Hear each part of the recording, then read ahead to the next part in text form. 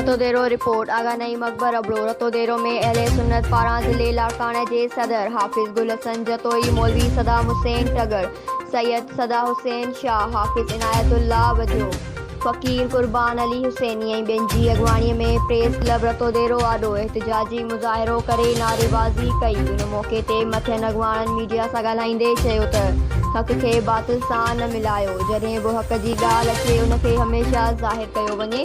हुननि चयो त जमायत अहले सुन्नत पाकिस्तान जे अंदरि हमेशह हक़ सच जी ॻाल्हि कंदी, हर वक़्तु अमन जो पैगाम ॾिनो आहे।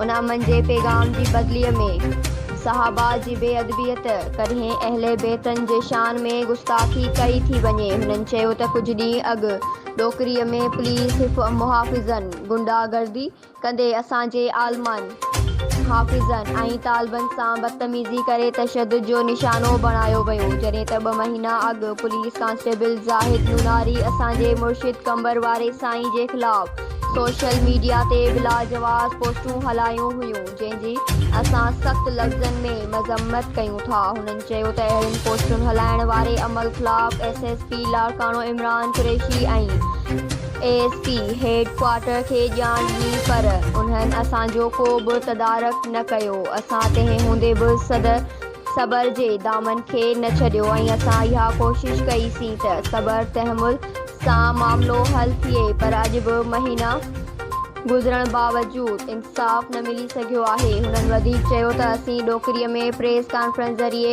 SSP लाड़कानो खे आगाह कयो आहे ऐं अॼु बि मीडिया जे ज़रिए आगाह थो कजे त जेकॾहिं सूमर ताईं लाड़कानो इंतिज़ामिया मसइले खे हल कंदी, SHO ऐं पुलिस कांस्टेबल ज़ाहिद नूनारी ख़िलाफ़ FIR दाख़िल करे गिरफ़्तार न कयो वियो त हुसैनी जमायत पारां जनाबाग लाड़कानो अॻियां हिकु वॾो पुरअमन एहतिजाज करे दमादम मस्त कलंदर कयो वेंदो। उन दौरान जेकॾहिं को बि अणवणंदड़ वाक़े पेश आयो त उन जो ज़िम्मेवार लाड़कानो इंतिज़ामिया हूंदी।